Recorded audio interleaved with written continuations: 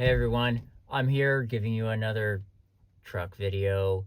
Talking about another book that I read. Um, I'll see if you could read the title. I'll eventually learn how to hold these things. This book was one of my favorite books I read a couple of years ago.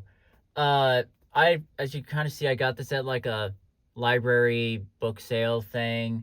It really caught my imagination and like the minor history buff in me and all that because this world is set as if the Axis powers won World War II because Japan developed mech technology, shared it with Germany, and then they stomped out the world because they didn't have that technology. Um, and this follows Mikado, who's in California. And so what happened was when the Axis powers won World War II, they split the USA down the middle.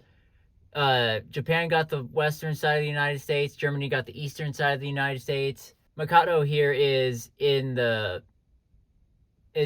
California, going to school and everything to be a mech pilot. It gets really interesting, really cool. I love the amount of world building. How Peter did a lot of thinking and world building of what would the world look like if the Axis powers won, like. And what would the occupied United States look like when Japan, like if Japan had taken over?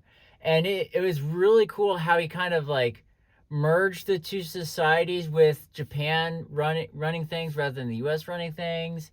And it was really cool, really fun, really engaging, a really good and engaging story as you see as you follow Mikado going through school or going through boot camp to become a mech pilot and like learning all I can to be a better mech pilot and all the insanity that that happens in here.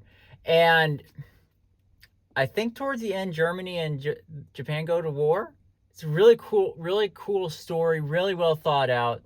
The characters are fun and engaging, and just to show you how fun this book is, I let somebody at work, somebody I used to work with, borrow this to read through it because they were a fast reader. I'm like, you might like this, and just get it to me when you're done.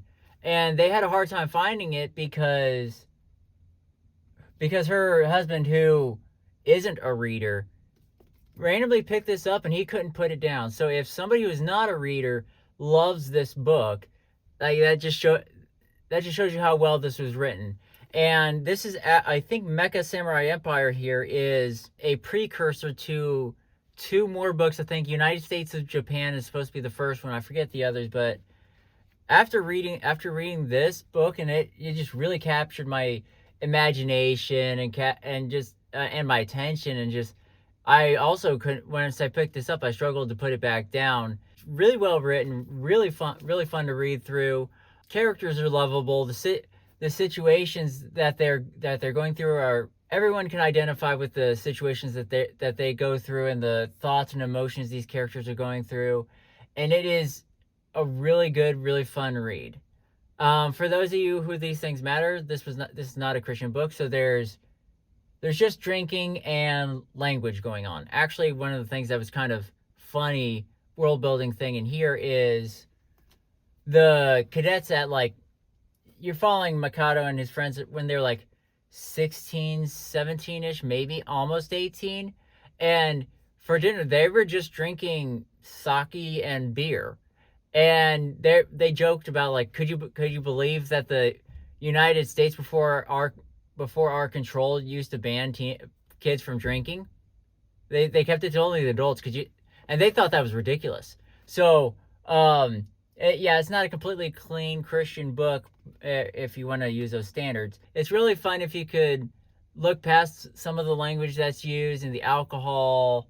But yeah, I can't say enough good things about these books, about this book. If you like sci-fi, near future sci-fi-ish kind of stuff, alternate history, whatnot, this book is right up your alley. Yeah, that's just my thoughts on Mecha Samurai Empire by Peter T.R.S. Sorry if I pronounced your name wrong, which I probably did. And with that, I'll remind you all that God loves you and wants to spend forever with you, and I want you to have a good life here on earth.